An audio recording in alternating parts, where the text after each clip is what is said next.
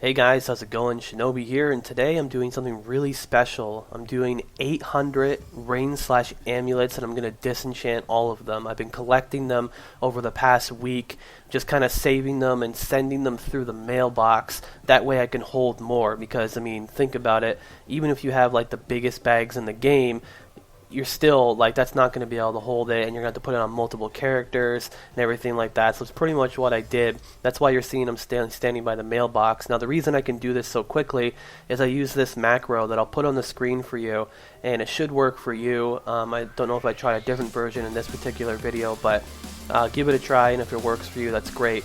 Now you have to be, in order to use this macro, you have to be disenchanting a specific ring and a specific amulet. And those are the ones that you craft with jewel crafting. I'll put like a picture on the screen on what they look like. I think it's the Ornate Band and the Shadowfire necklace. Those are the ones that I'm disenchanting here, and I pretty much sped up the whole video just to kind of show you, instead of this taking forever, because it did take me almost an hour to disenchant all of this. Literally sitting there, spamming one button non-stop, and then clicking and setting it from my mailbox and everything like that, and did make it kind of quicker because I could spam one and I can click with my UI. I have Postal, which enables me to open all of my items in my mailbox, and they go into my thing, and then I'm spamming the other button too. So it's like I'm getting an item in, I'm disenchanting, I'm getting an item in, I'm disenchanting. Now it goes a little bit faster, the Postal, so you do have to kind of slow down on opening your mailbox, but if you want to do this as well too, I mean, the macro's there for you. That's what you do. And the technique that I'm doing this with is something that I pretty much talked about in Cataclysm that was really popular, which is the ore shuffle, where you go ahead and collect a bunch of ore, then you prospect that ore, use the materials from that, you sell some of those materials in the auction house, and use the rest of the materials, the green materials, to craft the rings, the amulets that you're seeing in this video right here. You get random stats on them, and they can proc the blue ones as well, which help too. So you get the small ethereal shards, which you can also craft into the bigger ones and sell them a lot easier. And then after you do that, you just disenchant those items and also sell those on the auction house, and you can make a good amount of gold. Now right here, the average value for these green/blues that I'm getting here from the rings and amulets is about 9 gold. Just about. So I went ahead and did a little bit of math for you and multiplied 9 times 800, and that is 7,200 gold. If I were to vendor this, I would get 7,200 gold. How many people in World of Warcraft can say, oh, I just vendored a bunch of stuff and got 7,200 gold?